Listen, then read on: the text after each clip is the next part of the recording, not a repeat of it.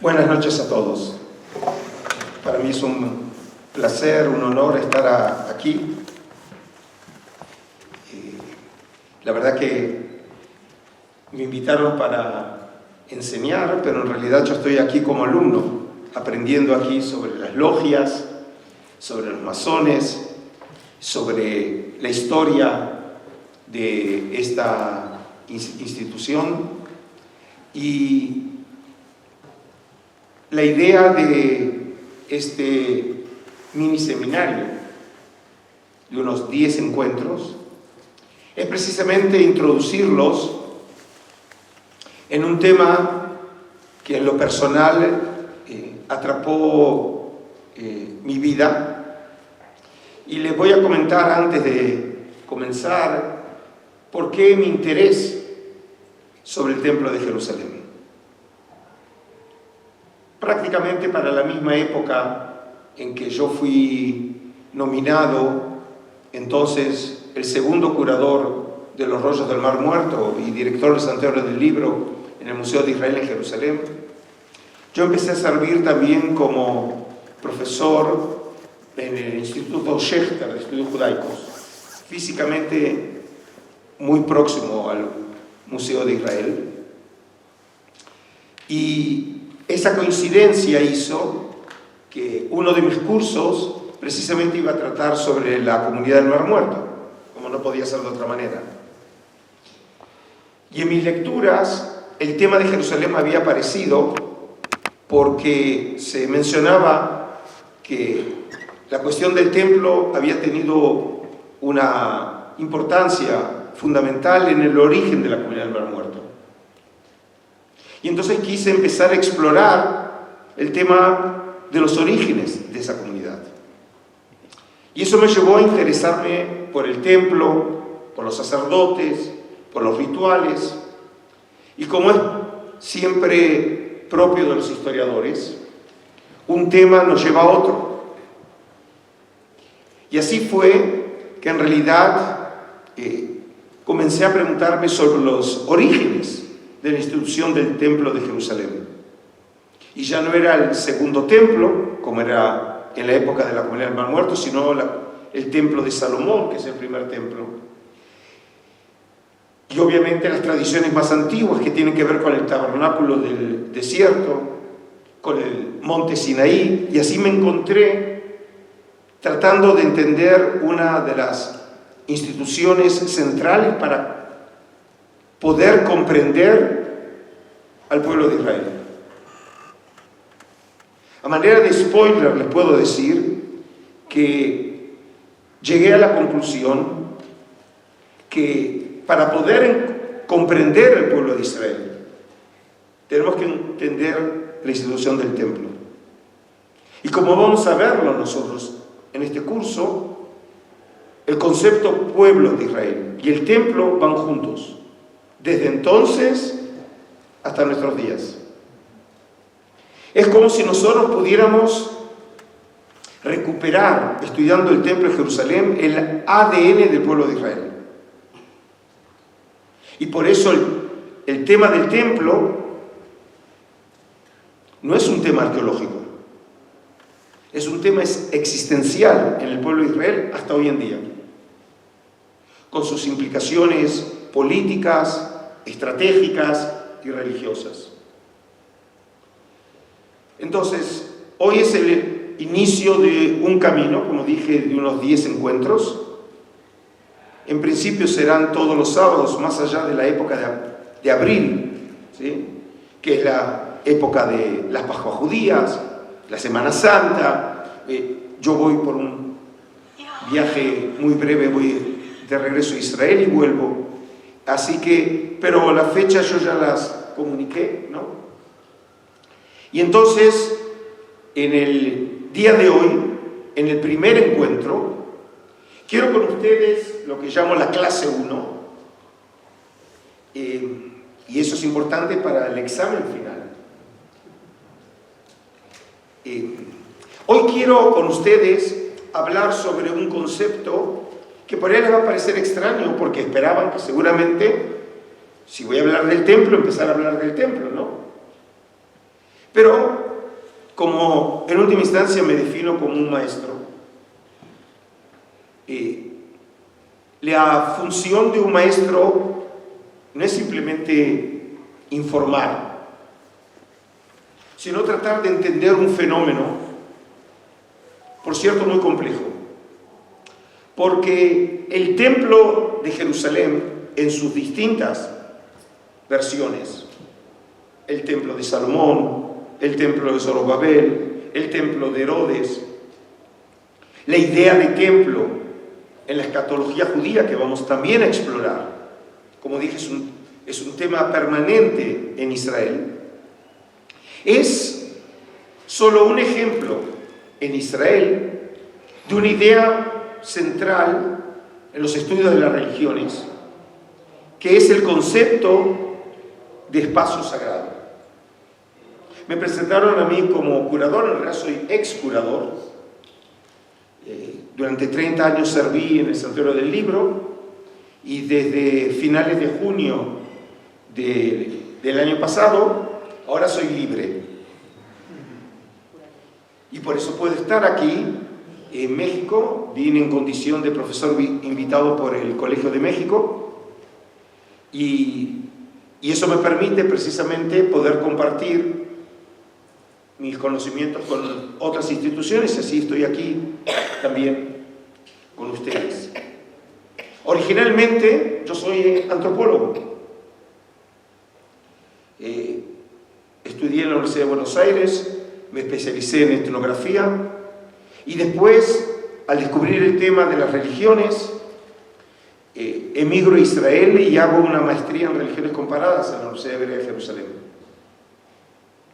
Y luego sigo mi carrera académica, termino mi doctorado en literatura apócrifa judía y, como dije, en el año 94 y por 30 años serví en el Museo de Israel.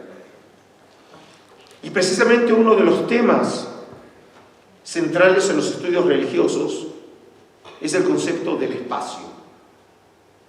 Porque obviamente no hay ningún grupo humano que no viva en un espacio. El espacio define al hombre en tanto tal. Y todas las culturas tienen que definir su identidad frente a un espacio. Y en ese sentido, entonces, esto es importante porque cuando pensamos en el Templo de Jerusalén, nos olvidamos que forma parte de una categoría mucho más amplia, que son los espacios sagrados en las civilizaciones. Y obviamente otras civilizaciones también tienen sus templos. Y para poder entender lo particular que tiene el Templo de Jerusalén, tenemos que verlo en un contexto mucho más amplio. Por lo tanto, los invito a salir a este viaje intelectual, y espero que realmente sea del agrado de todos ustedes. Más o menos la dinámica va a ser por el término de 1 hora más o menos. Voy a disertar. Les pido que no me interrumpan a lo largo de esa hora. Si tienen preguntas o las recuerdan o las anotan, y después con mucho gusto yo se las contestaré. Y por cierto, una anécdota. Cuando fijamos el día del encuentro, quedamos a las 8. Y entonces Dan me dijo así, pero vamos a esperar un poco más tarde. Y eso me recordó lo primero que aprendí en México hace por lo menos 25 años. La primera vez que vine al colegio de Monte Sinaí. Yo en esa época trabajaba en la Agencia Judía Mundial, era asesor de educación judía para las diásporas, y entonces di un curso de perfeccionamiento a los maestros, y llegó el momento del break, y me dijeron, Adolfo, ¿cuánto tiempo? Les dije 20 minutos. A la media hora empezaron a llegar. Y entonces yo dije, ¿pero cuánto les dije? 20 minutos. Digo, ya van 40, Adolfo, es tiempo mexicano. Y ahí aprendí un concepto, ¿sí? Que hay un concepto de tiempo en las civilizaciones y hay uno especial que es en México. Así que ahora vamos al concepto de espacio mexicano. Pues bien, entonces, quiero comenzar con un concepto que es el concepto de espacio físico y cultural, antes de hablar del aspecto religioso. La percepción del espacio varía de hombre a hombre y de sociedad a sociedad. A diferencia de los instrumentos modernos, como el sensor y el radar, que captan el espacio físico de una manera isotrópica, es decir, objetiva, neutral y sin sentimientos, en la que el espacio tiene propiedades iguales en todas las direcciones. Los hombres experimentan el espacio de una manera subjetiva y anisotrópica, poniendo un énfasis selectivo en puntos o aspectos singulares de la realidad. En este último caso, cada dimensión y dirección tienen un valor específico, convirtiendo de esta manera la captación del espacio en un hecho cultural. Después de estas palabras un poco complejas, voy a tratar de explicarles a qué me refiero. Y van a ver que el concepto les resulta a ustedes conocido. Por ejemplo, cuando yo camino por las calles de México, todo me resulta igual, porque no soy de este lugar. Solamente cuando alguien me explica, bueno, aquí fue el grito de, y aquí fue la revolución de, entonces empiezo a entender que ese lugar tiene un significado. Pero si no, para mí todas las calles se parecen.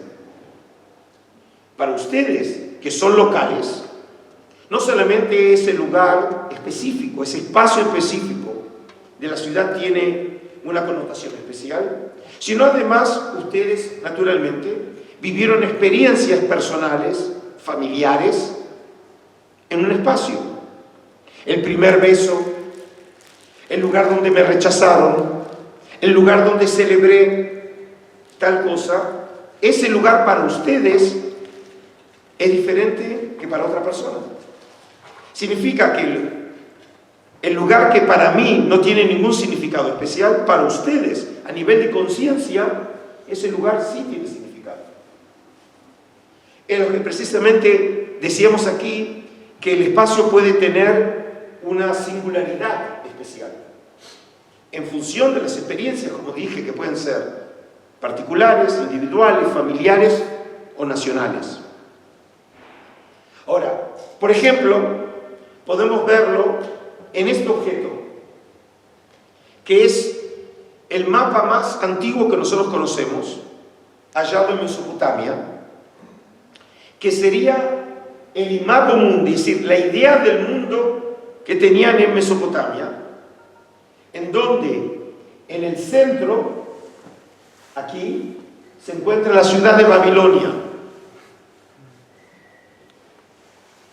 Y lo que imaginaban era que alrededor tenían montañas y luego alrededor lo que hay, el mar. Pero la imagen esa no es de Mesopotamia, es del mundo.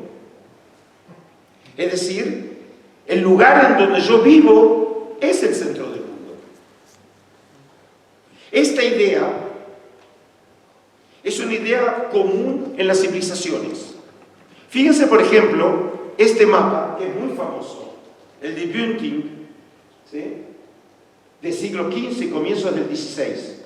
Están los tres continentes, Asia, Europa y África, y en el centro, la ciudad de Jerusalén, como centro del mundo. Es decir, habiendo trabajado en el Museo de Israel en Jerusalén, yo sé que es cierto. ¿Sí? Solamente que hay que convencer al resto del gente. Es decir, la idea es, obviamente, en esta cartografía cristiana, que por cierto, los testimonios más antiguos de esta idea del mundo lo encontramos en el judaísmo del Segundo Templo, y vamos a llegar a eso en algún momento, donde Jerusalén empieza a ser entendida como el centro del universo. Refleja precisamente una perspectiva, obviamente, judeo-cristiana. Los chinos no ven así el mundo. Y les voy a mostrar hasta dónde nosotros somos conscientes de cómo el espacio es el resultado de un hecho cultural. Miren, yo no me formé aquí en México, pero cuando yo estudiaba en el secundario y en la prepa, teníamos la materia de geografía, ¿no? Como ustedes seguramente estudiaron. Y seguramente en esa materia, una de las cosas que ustedes manejaban era el planisferio, en donde a uno le presentan la imagen del mundo. Fíjense este planisferio. Es la imagen que yo conozco. Y probablemente ustedes también, de cómo se ve el mundo. Pero en esta imagen del mundo, el centro del mundo está en Europa. Seguramente que los astronautas no ven así el mundo. Depende desde qué lugar uno ve la Tierra, va a haber algo diferente en el centro. Por ejemplo, nosotros hablamos y todo el tiempo aparece en las noticias el conflicto en el Medio Oriente, ¿no? O por ejemplo, hay un suceso en Japón y es en el Extremo Oriente. ¿Alguna vez hicieron la pregunta, ¿es el lejano oriente de dónde es lejano? ¿O Medio Oriente? ¿O cercano oriente de qué es cercano? Es cercano de Londres. De Londres. Porque ahí pasa Greenwich, es decir, el centro del mundo. Y si es cercano o lejano de Greenwich. Es decir, vemos que en este caso una idea del espacio obviamente tiene que ver con una idea de los imperios que han regido los destinos del mundo y cómo impone esa idea sobre el espacio. Es un constructo cultural y no algo objetivo, porque obviamente los chinos ven diferente el mundo a como se ve desde Europa. Por su lado, la orientación de los hombres en el espacio está relacionada no solo con los sitios cercanos, sino también con aquellos que se encuentran más allá de la experiencia inmediata, e incluso con aquellos existentes en el plano metasensorial, por ejemplo, el cielo o el mundo de ultratumba. Si cuando hablamos del espacio, no hablamos solamente de lo que nosotros vemos, nosotros tenemos idea de otros espacios que no hemos estado. Más allá de los astronautas, ¿quién ha estado, digamos, en el espacio exterior? ¿O quién ha estado, por ejemplo, en el mundo de ultratumba? Pero nosotros tenemos idea de esos espacios. ¿Y eso por qué? ¿Cómo se logra? En estos casos los seres humanos recurren a medios simbólicos variados para su percepción, como ser nombres, mitos, mapas, representaciones plásticas o rituales y complejos sistemas cosmológicos. Es decir, las culturas transmiten ideas de espacios que nosotros no hemos visto nunca y las incorporamos por ser parte de una cultura. Y cada cultura imagina de distinta manera los espacios. Estos recursos le permiten al hombre construirse una imagen espacial del mundo y de esta manera vivir su vida tanto a nivel físico como espiritual en un espacio organizado. Y por eso lo he remarcado, es algo fundamental. Toda cultura y todo hombre en una cultura no puede vivir en el caos, a excepción, por ejemplo, de aquellos que manejan en las calles de la Ciudad de México. Como les dije, es fuera del espacio y del tiempo México, ¿sí? Es decir, los hombres, en cualquier momento de la historia, siempre sintieron que tienen que organizar su mundo. Y el espacio tiene un papel fundamental en esa organización. Y ahora vamos a entrar más en detalles. Ahora, hasta ahora hablamos del espacio en general, pero lo que a nosotros nos interesa en los marcos de este viaje intelectual es el concepto del espacio sagrado como categoría religiosa. Porque obviamente vamos a hablar no de un espacio común, de un edificio común, es de un templo, que es una categoría religiosa. Entonces, la experiencia religiosa es una de las expresiones más excelsas del espíritu humano. Como tal, ella percibe el espacio de una manera no homogénea, distinguiendo de una manera clara y concluyente dos áreas ontológicamente distintas, es decir, por su naturaleza distintas: el espacio sagrado y el espacio profano. Y la pregunta es, ¿cuál es el origen de esta distinción básica del espacio? ¿Qué lleva al hombre a experimentar un sitio como específico y calificado, distinguiéndolo de un espacio neutral y amorfo? Es decir, ¿cómo nace un espacio sagrado? Para el caso, viene a cuento una historia que probablemente muchos de ustedes ya conocen, y es la historia de Moisés y la zarza ardiente. Esa famosa historia que tenemos en el libro de Éxodo. Pero ahora quiero que lo vean desde la perspectiva del estudio del espacio sagrado. La historia en el libro de Éxodo, el segundo libro del Pentateuco de Moisés, en el capítulo 3, cuenta lo siguiente. Moisés era pastor del rebaño de Itró, su suegro, sacerdote de Madián. Y una vez llevó las ovejas más allá del desierto y llegó hasta Joreb, la montaña de Dios. Y aquí hago una nota: el monte Sinaí, en una parte del Pentateuco, que es el libro del Deuteronomio, de manera sistemática no lo llama Sinaí, sino que lo llama Joreb. Pero la referencia sería el futuro monte, que obviamente nos va a interesar mucho en el próximo encuentro, como el lugar, digamos, central en la concepción del espacio sagrado en Israel, que es el monte Sinaí. Pero sobre eso ya lo veremos. Y la historia sigue así. El ángel Yahvé se le apareció en forma de llama de fuego, en medio de una zarza. Vio que la zarza estaba ardiendo, pero que la zarza no se consumía. Dijo pues Moisés: voy a acercarme para ver este extraño caso, ¿por qué no se consume la zarza?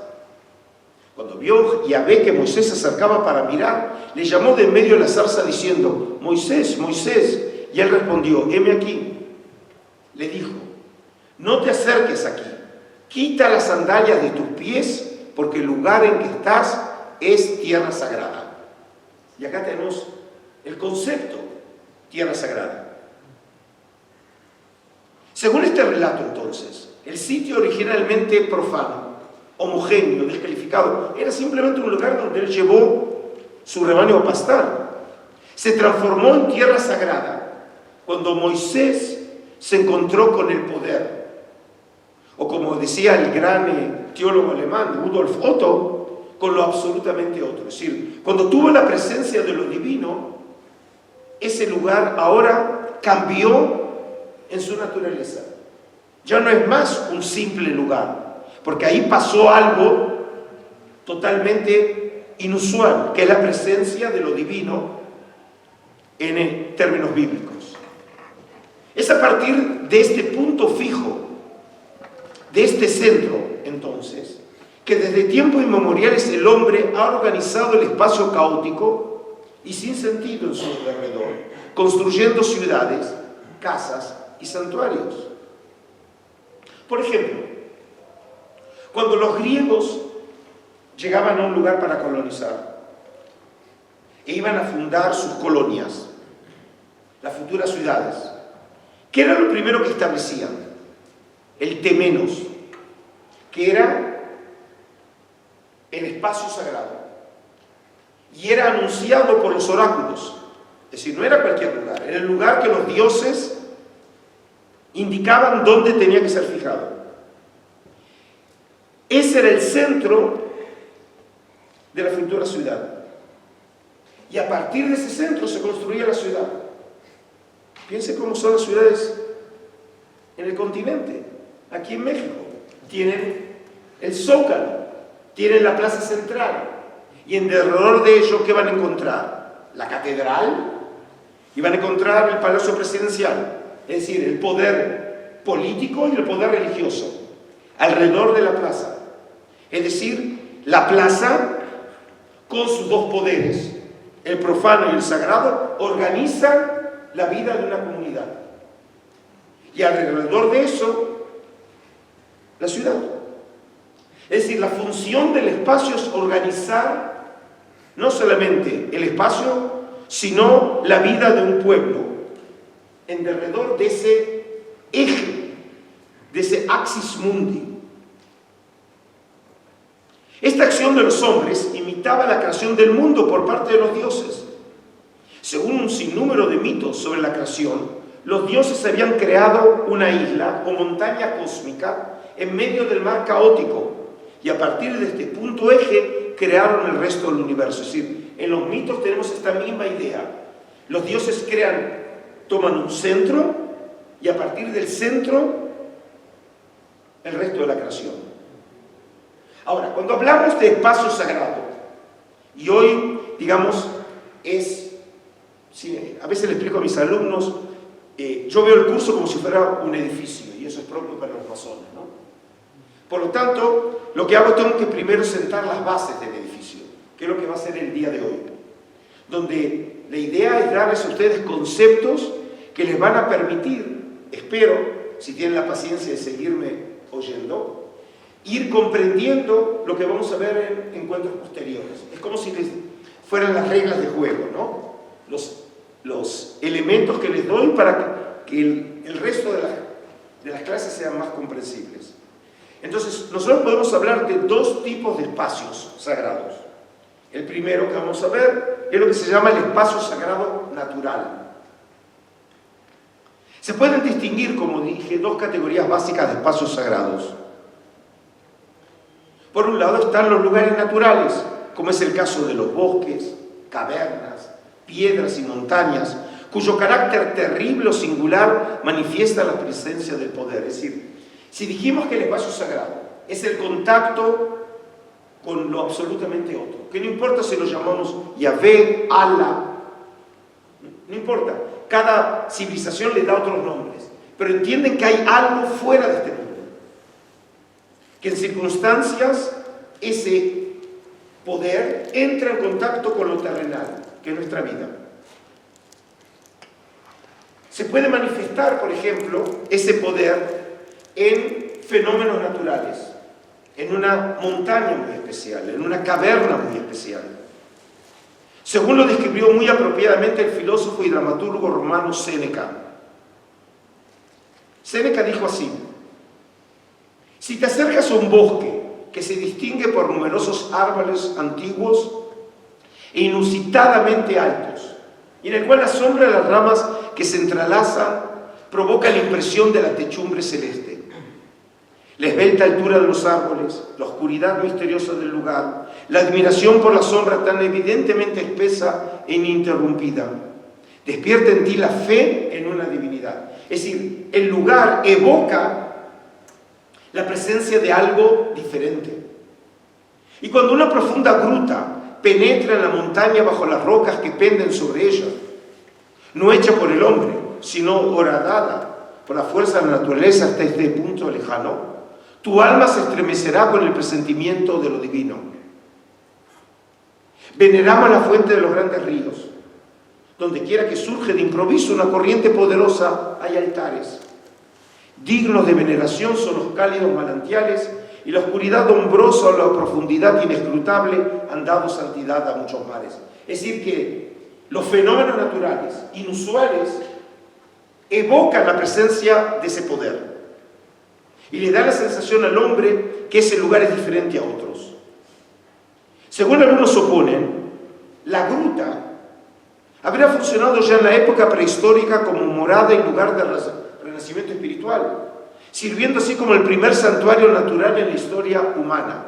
Por ejemplo, tenemos el testimonio en las cuevas de Altamira, en España, o Lascaux, en cuyas profundidades se hallan las famosas pinturas rupestres, probablemente utilizadas con objetivos mágicos y religiosos.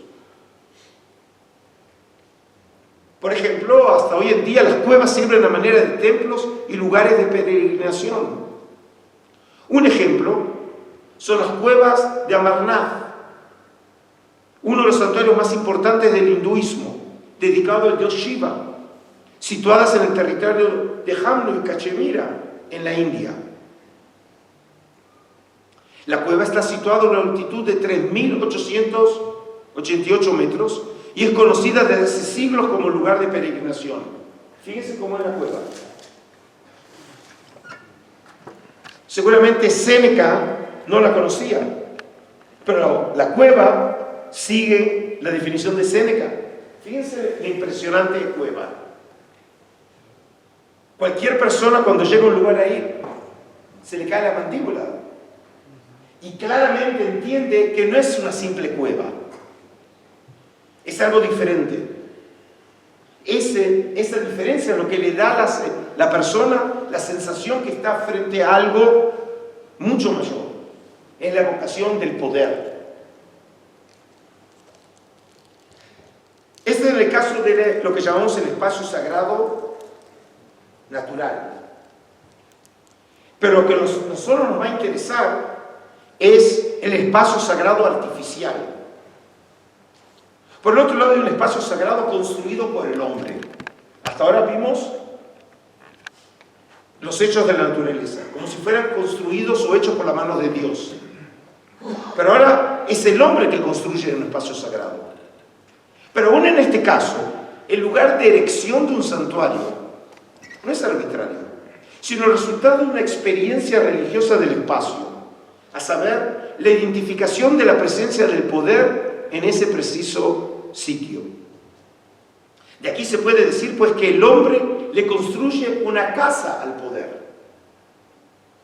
Y otra vez, traigo un ejemplo de los textos bíblicos que a veces tengo la sensación que fueron escritos para los historiadores de las religiones. Y es la historia, la famosa historia del sueño de Jacob en Betel.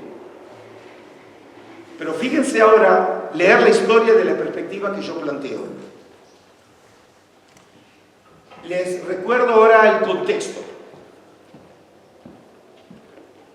Jacob, el nieto de Abraham y el hijo de Isaac, luego de haber por engaño tenido la primogenitura y la bendición de Jacob, huye de su casa hacia el norte, hacia Mesopotamia. Y en el camino obviamente está cansado. Y fíjense lo que sucede. Jacob salió de Beersheba y fue a Harán. Llegando a cierto lugar se dispuso a hacer noche allí porque ya se había puesto el sol. Tomó una de las piedras del lugar, se la puso por cabezal y acostóse en aquel lugar. Y tuvo un sueño. Soñó con una escalera apoyada en tierra y cuya cima tocaba los cielos. Y he aquí que los ángeles de Dios subían y bajaban por ella. Y vio que Yahvé estaba sobre ella y que le dijo. Lo que le dijo no es relevante para nosotros, pero quiero que ahora vean cómo reacciona Jacob cuando entiende lo que ha pasado. Despertó Jacob de su sueño y dijo, así pues, está Yahvé en este lugar. Y yo no lo sabía. Y asustado dijo, qué terrible es este lugar. Esto no es otra cosa sino la casa de Dios y la puerta del cielo. Levantándose Jacob de madrugada y tomando la piedra que se había puesto por cabezal, es decir,